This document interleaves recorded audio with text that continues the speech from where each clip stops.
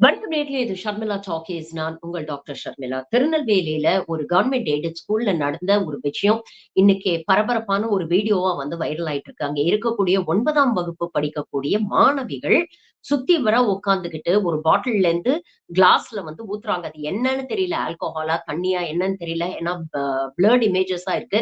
அத பற்றிய ஒரு சரியான தகவல் வந்து வரல. ஆனா சியர்ஸ் சொல்லுங்க அப்படின்னு சொல்லி அவங்க வந்து ரொம்ப சந்தோஷமா இருக்கக்கூடிய வீடியோ. அந்த வீடியோ வந்து ஒரு மாணவி எடுத்து அது எப்படி வந்து சோசியல் மீடியால லீக் ஆச்சுன்னு தெரியல. ஆனா இன்னைக்கு பெரிய வைரல் ஆகி ஒரு பெரும் அதிர்ச்சியை வந்து பெற்றோருக்கும் ஏற்படுத்தியிருக்கு. சமூக ஊடகங்களில் ஏற்படுத்தியிருக்கு. எதிர்க்கட்சிகள் வந்து கடுமையான விமர்சனங்கள இன்னைக்கு வந்து திமுக அரசு மேல வச்சுக்கிட்டு இருக்காங்க. இதை தொடர்ந்து அங்க பாத்தீங்கன்னா, சம்பந்தப்பட்ட அந்த ஸ்கூல்ல வந்து படிக்கக்கூடிய அந்த பசங்கள கூப்பிட்டு விசாரிச்சு அவங்கள இம்மீடியட்டா வந்து ஸ்கூல்ல இருந்து சஸ்பெண்ட் பண்ணியிருக்காங்க. எக்ஸாம் எழுதுறான் அப்படின்னு அனுமதி குடுத்திருக்காங்க. ஆனா ஸ்கூல்ல இருந்து சஸ்பெண்ட் பண்ணியிருக்காங்க. இத பத்தி அங்க இருக்கக்கூடிய மாவட்ட கலெக்டர் வந்து இன்னும் விசாரிச்சு இத பற்றிய தகவல்கள வெளியில சொல்லுவோம் அப்படின்னு சொல்லியிருக்கிறாரு. நமக்கு வந்து இந்த அரசாங்கத்திட்ட கேட்க வேண்டிய நெறைய கேள்விகள் இருக்கு.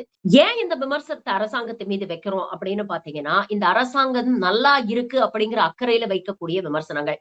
எதிர்க்கட்சிகள் அரசியலுக்காக பண்ணுவாங்க. ஆனா உண்மையிலேயே அரசாங்கத்துக்கிட்ட கேட்க வேண்டிய கேள்விகள அக்கறையோட கேட்க வேண்டிய ஒரு பப்ளிக் ரெப்ரசன்டேட்டிவா இன்னைக்கு நான் இந்த அரசாங்கத்துக்கிட்ட சில கேள்விகள கேட்க விரும்புறேன். போன வாரம் தான் பெண்களுக்காக அவ்ளோ பெரிய ஒரு பிரம்மாண்ட நிகழ்ச்சிய வந்து நீங்க நடத்துனீங்க. அதற்கு முன்னால பாத்தீங்கன்னா, 1 மாசம் முன்னால தான் கல்வியில் சிறந்த தமிழ்நாடு அப்படிங்கிற ஒரு பெரிய ஒரு கிராண்ட் ஃபங்ஷன நீங்க நடத்துறீங்க. எத்தன குழந்தைகள் அந்த மேடையில ஏறி, இந்த அரசாங்கத்துடைய உதவினால நாங்க எப்படி படிச்சோம், நாங்க எப்படி வாழ்க்கையில முன்னுக்கு வந்தோம், நாங்க எப்படி வாழ்க்கையில அடுத்த கட்டத்துக்கு போனோம் அப்படிங்கிறத பகிர்ந்துக்கிட்டாங்க. உண்மையிலேயே அதை பார்க்கும் பொழுது நெகிழ்ச்சியாக இருந்தது. தமிழ்நாடு ஒரு முன்னேறிய மாநிலம். கல்வியில் முன்னேறி இருக்கு, சுகாதாரத்துல முன்னேறி இருக்கு அப்படின்னு பெருமையா வந்து நம்ம பல மேடைகள்ல நம்ம பேசிட்டு இருக்கோம். அப்படி இருக்கும் பொழுது, இப்படிப்பட்ட ஒரு சில சம்பவங்களும் ஒரு பெரிய தாக்கத்தை, ஒரு பெரிய பாதிப்பை ஏற்படுத்தும். 10 குழந்தைங்கள 8 குழந்தைங்க நல்லா வந்துருச்சுன்னா, அத பார்த்து சந்தோஷப்படுற நாம, 2 குழந்தைங்க இப்படி கெட்டு சீரழிஞ்சு போகுதே அப்படின்னு நினைக்கும்பொழுது, உண்மையிலேயே ஒரு தாய் ஸ்தானத்துல இருந்து நான் வருத்தப்படுறேன். யோசிச்சு பாருங்க. 9ஆம் வகுப்பு படிக்கக்கூடிய குழந்தைகள். இப்படிப்பட்ட ஒரு பழக்கத்துக்கு நாளைக்கு அடிமை ஆயிட்டாங்கன்னா, அது அவங்க வாழ்க்கையே வந்து புரட்டி போட்டுறாதா? உடல் ரீதியான, உளவியல் ரீதியான பிரச்சனைகள் அந்த குழந்தைகள் சந்திக்காதா? அப்புறம் ஒரு பக்கம் இந்த அரசாங்கம் அதே குழந்தைகளுக்காக இவ்ளோ கஷ்டப்பட்டுட்டு என்ன பிரயோஜனம்? காலை உணவு திட்டம் அப்படிங்கிற ஒரு சிறப்பான ஒரு விஷயத்த வந்து நீங்க நடைமுறைப்படுத்தியிருக்கீங்க. உலக நாடுகள்லாம் உங்கள பார்த்து பின்பற்றுது. அப்படி இருக்கும் பொழுது, இது முதல் சம்பவம் கிடையாது. தமிழ்நாட்டிலே இது மாதிரி 2, 3 சம்பவம் ஏற்கனவே நடந்துருச்சு. அப்போ ஒரு சம்பவம் நடந்ததுக்கு அப்புறம் அங்க டேமேஜ் கண்ட்ரோல் பண்றத விட, அந்த சம்பவம் நடக்காமல் தடுக்கிறதுக்கான நடவடிக்கைகளை புரோஆக்டிவா ஏன் இந்த அரசாங்கம் எடுக்க மாட்டேங்குது? அப்படிங்கிறத ஒரு கன்சர்ன்ட் பேரண்டா நான் இந்த கேள்விய முன் வைக்கிறேன். இதற்கு மாண்புமிகு முதலமைச்சர் அவர்களும், கல்வித்துறை அமைச்சர் அவர்களும், டாஸ்மாக மேனேஜ் பண்ணக்கூடிய அமைச்சரும் சேர்ந்து பதில் சொல்லணும். குழந்தைகளுக்கு முதல்ல எப்படி ஆக்சஸ் கிடைக்குது? டாஸ்மாக்ல 18 வயசுக்கு மேல இருக்கிறவங்களுக்கு தானே ஆல்கஹால் விக்கிறீங்க. இன்ஃபாக்ட் தமிழ்நாட்டுல 21 இயர்ஸ். அப்படி இருக்கும்பொழுது குழந்தைங்க கைக்கு எப்படி இது ஆக்சஸ் போகுது? டைரக்ட்டா யாராவது கடையில இருந்து குடுக்குறாங்களா? இல்ல இடைத்தரகர்கள் யாராவது இத செஞ்சிருக்காங்களா? யார் மூலமாவது இது பெறப்பட்டதா? அப்ப அவங்கள எல்லாம் நீங்க விசாரிக்க வேண்டாமா? கல்லூரியில டீச்சர்ஸ்ன்னு எதுக்கு இருக்காங்க? நிர்வாகம்ன்னு எதுக்கு இருக்கு? ஸ்கூல் காம்பவுண்டுக்குள்ள கிளாஸ் ரூம்க்குள்ள இந்த அக்கிரமம் நடந்திருக்கு. ஒரு டீச்சர் கண்ல கூடவா படல? அப்ப அவங்கலாம் என்ன பண்ணிட்டு இருக்காங்க? ஸ்கூல்ல குழந்தைங்களுக்கு இந்த மாதிரி போதை பழக்கத்த தடுக்கிறதுக்கான ஓரியன்டேஷன், கவுன்சிலிங் குடுக்குறோம் அப்படின்னு மாண்புமிகு கல்வித்துறை அமைச்சர் திரும்ப திரும்ப பல மீட்டிங்ஸ்ல சொல்லியிருக்கிறாரு. அப்ப அதெல்லாம் எந்த அளவுக்கு எஃபெக்டிவா நடைமுறைப்படுத்தப்பட்டிருக்கு அப்படிங்கிற கேள்விய கேட்போமா இல்லையா? சரி, குழந்தைங்கள சஸ்பெண்ட் பண்ணிட்டீங்க. குழந்தைங்க கைக்கு இந்த சரக்கு எப்படி போச்சு? அவங்க மேல என்ன நடவடிக்கை எடுக்க போறீங்க? ஒரு ஸ்கூல சுத்தி கிட்டத்தட்ட 300 மீட்டர் தொலைவுல எந்தவித டாஸ்மாக்கும் இருக்கக்கூடாது. கோவில் பக்கத்துல இருக்கக்கூடாது. மார்க்கெட் பிளேஸ் பக்கத்துல இருக்கக்கூடாது. பார்க் பக்கத்துல இருக்கக்கூடாது. இப்படி எத்தனையோ ரூல்ஸ், ரெகுலேஷன்ஸ் எல்லாம் இருக்கே. இதெல்லாம் ஸ்ட்ரிக்ட்டா என்ஃபோர்ஸ் பண்றாங்களா இல்லையா? அப்படிங்கிறத பீரியாடிக்கலா செக் பண்றீங்களா இல்லையா? படிப்படியா டாஸ்மாக் கடைகள குறைப்போம்னு சொன்னீங்க. வெளிப்படையா வந்து ஒரு பிரஸ் மீட் வச்சு எத்தன கடைகள குறைச்சிருக்கீங்க இது வரைக்கும்? அப்படிங்கிறத தெளிவா சொல்லுங்க மக்களுக்கு. கடைகள் இயங்கக்கூடிய அந்த நேரத்த குறைங்க.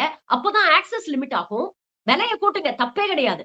அது மூலமாக குழந்தைங்களுக்கு ஆக்சஸ் கிடைக்க மாட்டேங்குது. குடிக்கிறவங்க ஆக்சஸ் கிடைக்க மாட்டேங்குதுன்னா, பரவால்ல. அது ஒரு நல்லதுக்கு அப்படின்னு நெனச்சுக்கலாம். ஆனா, சம்பவம் நடந்ததுக்கு அப்புறம் இப்படி டேமேஜ் கண்ட்ரோல் பண்றத விட, புரோஆக்டிவா இதை தவிர்ப்பதற்கு என்ன பண்ணணும் அப்படிங்கிறத, it is high time this government things about that. உண்மையிலேயே வருத்தமா இருக்கு. பயமா இருக்குங்க. இந்த மாதிரி போதை வஸ்துக்களுக்கு அடிமையானா, இன்னொரு பக்கம் ஜுவனைல் கிரைம் ரேட் அதிகமாகும். குடிச்சிட்டு வாத்தியார அடிக்கிறது, ஹராஸ் பண்ற சம்பவம்லாம் நம்ம கேள்விப்படுறோம். மற்ற குழந்தைகளோட சண்டை போடலாம். குற்றங்கள் அதிகரிக்கலாம். இந்த விமர்சனம்லாம் ஏன் இந்த அரசாங்கத்து மேல வைக்கிறோம்னா, ஒரு பக்கம் இந்த குழந்தைகளுக்கு உண்மையிலேயே நல்லது பண்றீங்க. 8 குழந்தைங்க நல்லா ஆயிடுச்சு, உருட்டுருச்சு அப்படிங்கிறதுக்காக 2 குழந்தைங்கள பத்தி கவலைப்படாம இருக்க முடியாது. ஒரு பெற்றோர், ஒரு தாய் ஸ்தானத்துல இருக்கிறாங்கன்னா, எல்லா குழந்தைங்களும் ஒரே மாரி தான் பார்ப்பாங்க. அப்படிதான் முதலமைச்சர் பார்க்கிறார் அப்படிங்கிற நம்பிக்கை இருக்கு. அதனால தான் இத தயவு செஞ்சு பிரையாரிட்டியா எடுத்து இத சரி செய்ய எல்லாரும் சேர்ந்து ஒரு கான்சன்ட்ரேட்டட் எஃபோர்ட் போடுங்க. இது ஒரு கலெக்டிவ் எஃபோர்ட். இதுல law and order department involve ஆயிருக்கு. டாஸ்மாக்கை ஹேண்டில் பண்ணக்கூடிய அமைச்சகம் இன்வால்வ் ஆயிருக்கு. பள்ளி கல்வித்துறை அமைச்சர் இன்வால்வ் ஆறாரு. எல்லாருமே இதுல இன்வால்வ்டு. இது ஒரு கலெக்டிவ் அப்ரோச்சா இருக்கணும். எதிர்க்கட்சிகள் வைக்கக்கூடிய விமர்சனங்கள் ஒரு பக்கம் நியாயமான விமர்சனங்களா இருந்தாலும் அவங்களும் ரொம்ப மேலோட்டமா அரசியலுக்கான விமர்சனங்கள் மட்டும் தானே வைக்கிறாங்க. இதற்கான தீர்வை நோக்கி எந்த ஒரு அரசியல் கட்சியாவது பேசியிருக்கா? அதை தயவு செஞ்சு பேசுங்க. அதுதான் ஆரோக்கியமான அரசியல். போன வாரம் கூட தாவேகா கட்சியினர் பள்ளிக்கு அருகில் மார்க்கெட் பிளேஸ்க்கு அருகில் ஒரு கேளிக்கை விடுதி ஆரம்பிச்சிருக்கிறாங்க. இது அங்க இருக்கக்கூடிய பெண்களுக்கு, குழந்தைகளுக்கு எல்லாம் இது பெரிய ஒரு பின்னடைவா இருக்கு அப்படின்னு சொல்லி போராட்டம் பண்ணாங்க. உண்மையிலேயே சந்தோஷப்பட்டேன். நியாயமான போராட்டம். ஆனா, அந்த போராட்டத்துல இவங்க கொஞ்சம் வன்முறையில ஈடுபட்டு, ஒரு தாவேகா தொண்டர் போலீஸ்காரர் கைய கடிச்சுட்டாரு பாத்தீங்களா? அதுதான் வைரல் ஆச்சு சோசியல் மீடியால. அவங்க என்ன காரணத்துக்காக அங்க போராடினாங்க அப்படிங்கிற விஷயம் நீர்த்து போச்சு. அந்த போராட்டத்தை உண்மையிலேயே நான் வரவேற்கிறேன். ஆரோக்கியமான அரசியல் பண்ணுங்க. இந்த விஷயத்துல ஒரு கலெக்டிவ் அப்ரோச் தேவை. எப்படி இன்னைக்கு டெல்லியோட பொல்யூஷனுக்காக எல்லா கட்சிகளும் ஒன்று சேர்ந்து ஒரே நேர்கோட்டுல நின்னு ஒரு காமன் காஸ்க்காக உழைக்கணும்னு நம்ம சொல்றோம். நாட்டுடைய டிஃபென்ஸ் சம்பந்தப்பட்ட ஒரு விஷயம், எதிரி நாடு அப்படின்னா எப்படி எல்லா கட்சிகளும் ஒரே நிலைப்பாடு எடுக்கிறீங்க? அந்த மாதிரி இந்த போதை வஸ்துக்கள், TASMAC, women and child safety இது எல்லாத்துலயுமே ஏன் ஒரு கலெக்டிவ் அப்ரோச் வரமாட்டேங்குது? அரசியலோட ஏன் நிப்பாட்டுறீங்க? இவ்வளவு பேசுறாங்களே தாவேகா. அவங்களோட ஆதவ் அர்ஜுனா ஒரு இன்டர்வியூல சொல்றாரு. இத பிரைவேடைஸ் பண்ணிடுவோம். டாஸ்மாக் அரசாங்கம் நடத்தக்கூடாது. அதனாலதான் அவங்க ரெகுலேட் பண்ண மாட்டேங்கிறாங்க. பிரைவேட் கிட்ட கொடுத்தா மட்டும் அரசாங்கம் ஒழுங்கா ரெகுலேட் பண்ணாதான் பிரைவேட் கிட்ட இருந்தாலும் அந்த துறை நேர்மையாக செயல்படும். இன்னொரு பக்கம் பாஜக. நீங்க தானே குஜராத் ட்ரை ஸ்டேட்டா வச்சிருக்கீங்க. பூரண மதுவிலக்கு இருக்கக்கூடிய மாநிலம் தானே குஜராத். குஜராத்தோட நிலைமை என்ன தெரியுமா? 2024ல போலீஸ் இல்லீகல் லிக்கர்னு கிட்டத்தட்ட 87 லட்சம் பாட்டில் அவங்க டிஸ்கவர் பண்ணிருக்காங்க. அவங்க கைப்பற்றியது 87 லட்சம் பாட்டில். அப்ப இன்னும் எவ்வளவு இல்லீகலா ஸ்பூரியஸ் லிக்கர் அங்க விக்குது அப்படிங்கறத யோசிச்சு பாருங்க. எத்தனையோ சம்பவங்கள் இல்லிசிட் லிக்கர் சாப்பிட்டு இறந்து போனவங்க. உத்தரப்பிரதேஷ்ல ஆதவ் அர்ஜுனா சொன்ன மாதிரி பிரைவேடைஸ் பண்ணி தானே வச்சிருக்காங்க. பிரைவேட் டீலர்ஸ் கிட்ட தானே கொடுத்திருக்காங்க. எல்லாரையும் கூப்பிட்டு இப்போ ஒரு மாநாடு வேற நடத்துனாங்கல்ல. அத ஒரு வருமானமா தானே அந்த அரசு பாக்குது. அப்ப இந்த சங்கிகளுக்கு பிரச்சனை இல்லையா? தமிழ்நாட்டுல அது ஒரு வருமானமா பார்த்தா உங்களுக்கு பிரச்சனையா? தமிழ்நாட்டுல மட்டும் தான் கேள்வி கேட்பீங்களா? உத்தரப்பிரதேஷ்ல இந்த மாதிரி சம்பவங்கள் நடக்குது. குஜராத்லயும் நடக்குது. தமிழ்நாட்டிலயும் நடக்குது. அப்போ இதற்கான சொல்யூஷன் பூரண மதுவிலக்கும் கிடையாது. இல்ல இத பிரைவேடைஸ் பண்றதும் கிடையாது. ஏன்னா 2 நாளையும் எந்த பிரயோஜனமும் வரப்போறது இல்ல. நீங்க பூரண மதுவிலக்குன்னு கொண்டு வந்தீங்கன்னா, அதை இல்லீகலா எப்படி விக்கணும் அப்படிங்கிற முயற்சியில எல்லாரும் இறங்குவாங்க. பூரண மதுவிலக்குன்னு நீங்க சொல்லி பாருங்களேன். இவ்வளவு தூரம் பேசுறாங்கல்ல. அதிமுக பேசுறாங்க, பாஜக பேசுறாங்க, தாவேகா பேசுறாங்கல்ல. திமுக தான் ஊத்தி கொடுத்து சீரழிச்சிடுச்சு தமிழ்நாட்டை அப்படின்னு பேசுறீங்கல்ல. நாங்க ஆட்சிக்கு வந்தா பூரண மதுவிலக்கு கொண்டு வருவோம் அப்படின்னு தைரியமா சொல்லிதான் பாருங்களேன். சொல்ல முடியுமா உங்களால? அப்போ மேலோட்டமா வெறும் அரசியலுக்காக மட்டும் இந்த இஷ்யூஸ பயன்படுத்துறீங்க. இது போன்ற இஷ்யூஸ வெறும் அரசியலா மட்டும் பார்க்காதீங்க. This is a health and social issue. எதுக்கோ ஆல் பார்ட்டி மீட்டிங் போடுறீங்க. ஒரு டீலிமிட்டேஷன்னா ஆல் பார்ட்டி மீட்டிங் போடுறீங்க. எஸ்ஐஆர்னா ஆல் பார்ட்டி மீட்டிங் போடுறீங்க. இந்த விஷயத்துக்கு ஒரு ஆல் பார்ட்டி மீட்டிங் போடுங்க. மாண்புமிகு முதலமைச்சர் தயவு செஞ்சு அதை செய்யுங்க. எல்லார்கிட்டயும் கருத்து கேளுங்க. இது குழந்தைங்க கைக்கு போகாம இதை எப்படி கட்டுப்படுத்தலாம்? அதே மாதிரி மக்கள் இது போன்ற போதை வஸ்துக்களுக்கு அடிமை ஆகாம அதை எப்படி குறைக்கலாம், கட்டுப்படுத்தலாம், எப்படி கவுன்சிலிங் கொடுக்கலாம், எப்படி அவங்கள நேர்வழிக்கு கொண்டு வரலாம் அப்படிங்கறத பத்தி எல்லாரும் அவங்க கன்ஸ்ட்ரக்டிவ் பாயிண்ட்ஸ் கொடுங்க. அதை வச்சு ஒரு ஸ்பெசிபிக் ஆக்ஷன் பிளான் ஒன்னை நடைமுறைப்படுத்துங்க. அண்ட் யார் ஆட்சிக்கு வந்தாலும் அதை தயவு செஞ்சு ஸ்ட்ரிக்டா ஃபாலோ பண்ணுங்க. இதெல்லாம் செஞ்சாதான் இந்த பிரச்சனைக்கு ஒரு தீர்வு கிடைக்கும். இந்த விமர்சனத்தையும் ஏன் வைக்கிறோம்னா, இந்த அரசு கிட்டயாவது கொஞ்சம் ஹோப் இருக்கு.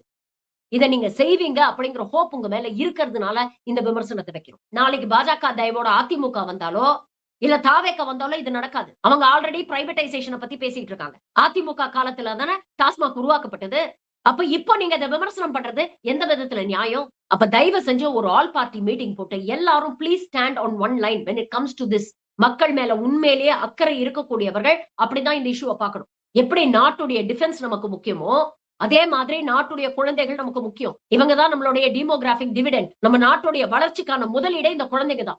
8 குழந்தைங்க அவங்களுடைய சக்சஸ் சொல்லும் பொழுது பார்த்து ஆனந்த கண்ணீர் விடக்கூடிய நாம இந்த மாதிரி 2 குழந்தைங்க பாழா போறத பார்க்கும் பொழுது கஷ்டப்பட்டு கண்ணீர் வடிக்கத்தாங்க செய்யறோம். முடியல இந்த மாதிரி வீடியோஸ் இனிமேல் பாக்குறதுக்கு. இதற்கு ஸ்ட்ரிக்டாக இந்த கவர்மெண்ட் ஆக்ஷன் எடுக்கணும். பாதிக்கப்பட்ட குழந்தைங்களை சஸ்பெண்ட் பண்றதுனால இந்த பிரச்சனை முடிஞ்சிடாது. இவங்களுக்கு யார் சப்ளை பண்றாங்க, யாரெல்லாம் இதுல இன்வால்வ்டா இருந்திருக்காங்க அப்படிங்கறத ஒவ்வொருத்தரா பார்த்து அவங்களை களை எடுக்கணும். அண்டர் ஏஜ் சில்ட்ரன் கையில ஆல்கஹால் கிடைச்சதுன்னா அதுக்கு ஸ்ட்ரிக்டான பனிஷ்மெண்ட்ஸ் கொண்டு வாங்க. அதை நடைமுறைப்படுத்துங்க. அப்பதான் எல்லாருக்கும் ஒரு பயம் இருக்கும், பொறுப்பும் இருக்கும். குழந்தைங்களுக்கு தயவு செஞ்சு கவுன்சிலிங் பண்ணுங்க. எத்தனை அரசாங்க பள்ளிகள்ல கவுன்சிலர்ஸ் இருக்காங்க. நீங்க மேலை நாடுகள்லாம் பாத்தீங்கன்னா ஒவ்வொரு அரசாங்க பள்ளியிலயும் ஸ்கூல் கவுன்சிலர்னு ஒருத்தங்க இருப்பாங்க, ஸ்கூல் சைக்காலஜிஸ்ட்னு ஒருத்தங்க இருப்பாங்க. அடோலசன்ட் சில்ட்ரன் அவங்களுக்கு தான் அதிகமா பிஹேவியர் ப்ராப்ளம்ஸ் எல்லாம் வரும். அப்படிப்பட்ட ஏஜ்ல தான் அவங்களுக்கு சரியான கைடன்ஸ் தேவைப்படும். பாதி நேரம் பெற்றோர் வீட்ல இருக்க மாட்டாங்க. அவங்க வேலைக்கு போயிட்டு வருவாங்க. அவங்களுக்கு குழந்தைகளோட பிரச்சனைய ஹேண்டில் பண்றதுக்கான அந்த மெச்சூரிட்டியும் இருக்காது. அப்படி இருக்கும் பொழுது பெற்றோருக்கும் குழந்தைகளுக்கும் இடையே இது போன்ற ஸ்கூல் சைக்காலஜிஸ்ட், கவுன்சிலர்ஸ் தான் ஒரு பாலமாக இருந்து அந்த குழந்தைங்களுக்கு ஏதாவது ஒரு பிரச்சனை இருக்குன்னா அத முதல்லயே டிடெக்ட் பண்ணி அத முளையிலேயே கிள்ளி எறியறதுக்கான வேலையை பார்ப்பாங்க. பிரச்சனை முத்தி போனதுக்கு அப்புறம் வருத்தப்பட்டு பிரயோஜனமே இல்ல. தமிழ்நாட்டுல எத்தனை குழந்தைகள் இருக்கோ அத்தனை குழந்தைங்களும் நல்லா இருக்கணும்னு நினைக்கிறோம் நாம.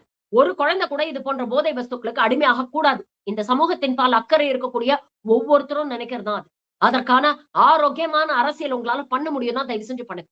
இல்லன்னா சும்மா வெத்து கூச்சல் போட்டு இந்த சோசியல் மீடியால வைரல் ஆக்கி அந்த குழந்தைங்களை மேலேயும் அசிங்கப்படுத்தாதீங்க. அந்த குழந்தைங்களை பெத்தவங்க அவங்க எல்லாம் எவ்வளவு மன உளைச்சல்ல இருப்பாங்க யோசிச்சு பாருங்க.